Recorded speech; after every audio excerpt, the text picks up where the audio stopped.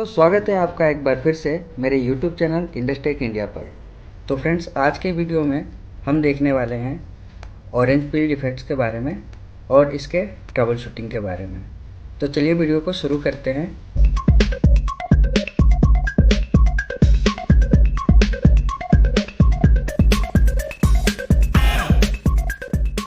Orange peel refers to the formation of uneven, rough irregularities in the surface of a coating film. It often occurs when a binder fails to flow uniformly across an object surface. Orange peel एक visual defects है जो coating film की surface में uneven formation और irregularities roughness को refers करता है। यह अक्सर तब होता है जब बाइंडर्स किसी ऑब्जेक्ट की सरफेस पर यूनिफॉर्मली फ्लो होने में फेल हो जाता है, यानी यूनिफॉर्मली फ्लो नहीं कर पाता है। The texture resembles the surface of the skin of an orange, hence the terms orange peel. Orange peel can cause coating failure, structural damage and damage to appearance. Orange peel also known as pebbling. दोस्तों, आप लोग सोच रहे होंगे कि इस defect को orange peel ही क्यों कहा जाता है। इस डिफेक्ट को ऑरेंज पील इसलिए कहा जाता है कि इस डिफेक्ट का जो टेक्सचर होता है वो ऑरेंज पील यानी ऑरेंज यानी कि संतरे के छिलके की तरह होता है। ऑरेंज पील के कारण पेंटेड सरफेस पर कोटिंग फेलियर हो सकती है, जो अपीयरेंस वाइज एक विजुअल डिफेक्ट्स है। फ्रेंड्स, इस डिफेक्ट्स को पेबलिंग डिफेक्ट्स के नाम से भी जाना जाता है। तो चलिए अब हम इसके पॉसिबल कॉजेज़ को देखते हैं और उसके ट्रबल शूटिंग को देखते हैं। पहला है एक्सेसिवली हाई विस्कोसिटी। इसके वजह से क्या इफेक्ट क्रिएट होता है तो देखते हैं। Due to high application viscosity, primary flow of paint will not proper. यानी कि हाई विस्कोसिटी से भी ज़्यादा विस्कोसिटी होने के कारण इसके वजह से क्या होता है कि प्राइमरी फ्लो प्रॉपरली नहीं हो पाता है, यानी कि पेंटिंग होने के बाद से पेंट का जो प्राइमरी फ्लो होता है वो प्रॉपरली नहीं हो पाता है।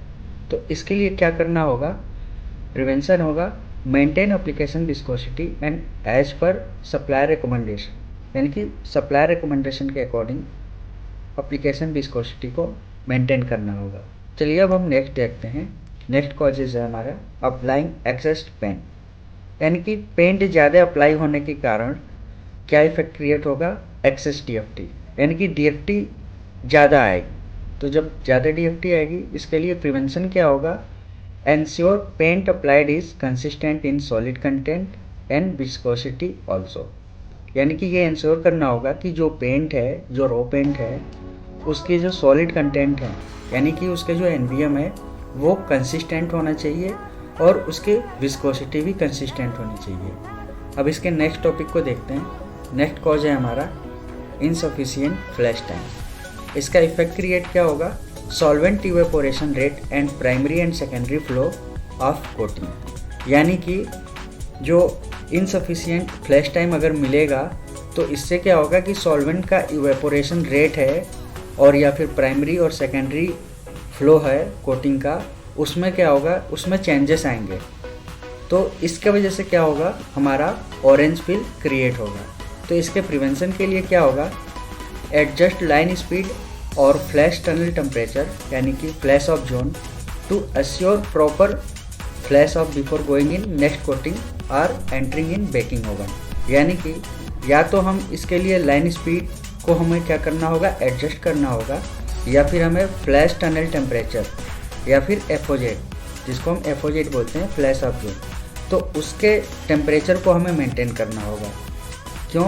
क्योंकि ये हमें एश्योर करना होगा कि प्रॉपर फ्लैश ऑफ होने के बाद ही जो नेक्स्ट कोटिंग में जाएगा तो ये तभी जाना चाहिए, यानी कि प्रॉपर फ्लैश ऑफ मिलेगा तभी ये नेक्स्ट कोटिंग के लिए जाना चाहिए, या फिर प्रॉपर फ्लैश ऑफ मिलने के बाद ही ये बेकिंग ओवन में जाना चाहिए।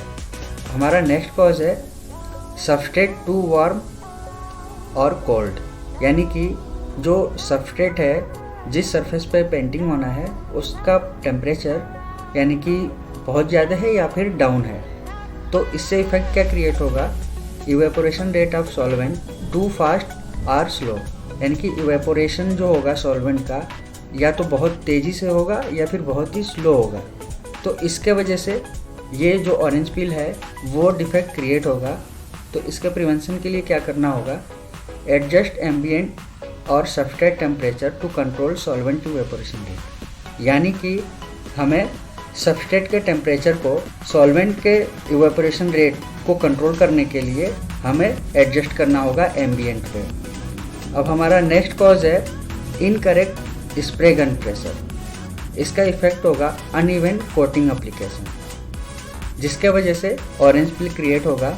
तो इसका प्रिवेंशन होगा एडजस्ट स्प्रे गन प्रेशर, यानी कि स्प्रे गन के प्रेशर को एडजस्ट करना होगा। नेक्स्ट कॉजेज है इम्प्रॉपर ऑटोमाइजेशन, यानी कि इम्प्रॉपर ऑटोमाइजेशन की वजह से क्या इफेक्ट होगा, improper spraying on surface result in orange peel. यानी कि इम्प्रॉपर स्प्रे किया जाएगा सरफेस पर, तो इसका जो रिजल्ट होगा वो क्या होगा, ऑरेंज पिल क्रिएट करेगा। यानी कि अगर इसके प्रिवेंशन की बात करें तो प्रिवेंशन क्या होगा, adjust gun or bell to obtain proper atomization rate. यानी कि हमें गन या फिर बेल कप जो होता है उसके प्रॉपर ऑटोमाइजेशन रेट को हमें एडजस्ट करना होगा। ऑटोमाइजेशन क्या होता है कि spray automisation is the transformation of a liquid into a spray of fine particles. यानी कि ऑटोमाइजेशन एक प्रोसेस है, यानी कि एक स्प्रे प्रोसेस होता है जिसमें किसी लिक्विड को फाइन पार्टिकल्स के रूप में ट्रांसफ़र करते हैं या फिर फाइन पार्टिकल्स के फॉर्म में ट्रांसफ़र किया जाता है। यहाँ पे देख सकते हैं ये गुड ऑटोमाइजेशन है और ये बैड ऑटोमाइजेशन है पेंट ड्रॉपलेट्स में। चलिए अब हम नेक्स्ट कॉजेज की बात करते हैं। लास्ट है हमारा paint materials not uniformly mixed. यानी कि इसका इफेक्ट क्या होगा, uneven coating application result in orange peel. यानी कि अनइवन कोटिंग एप्लीकेशन होगा तो उसका रिजल्ट क्रिएट क्या होगा, ऑरेंज पिल। तो इसके प्रिवेंशन के लिए क्या होगा, agitate properly during painting application. यानी कि पेंटिंग के टाइम पे हमें एजिटेटर, यानी कि जो मिक्सिंग के लिए एजिटेट होता है उसको प्रॉपरली हमें क्या करना होगा, एजिटेट करना होगा, यानी कि प्रॉपरली यूज करना होगा, जिससे कि क्या होगा कि पेंट यूनिफॉर्मली मिक्स होगा। तो फ्रेंड्स, आपको यह ऑरेंज पिल डिफेक्ट्स और इसके ट्रबल शूटिंग से जुड़ी जानकारी आपको कैसी लगी हमें कमेंट करके ज़रूर बताएं और साथ ही इस जानकारी को शेयर करें फेसबुक, व्हाट्सएप और यूट्यूब पर। वीडियो अगर अच्छी हो तो वीडियो को लाइक करें। वीडियो को पूरा देखने के लिए आप सभी को दिल से धन्यवाद। मिलते हैं आपसे नेक्स्ट वीडियो में। जय हिंद, वंदे मातरम।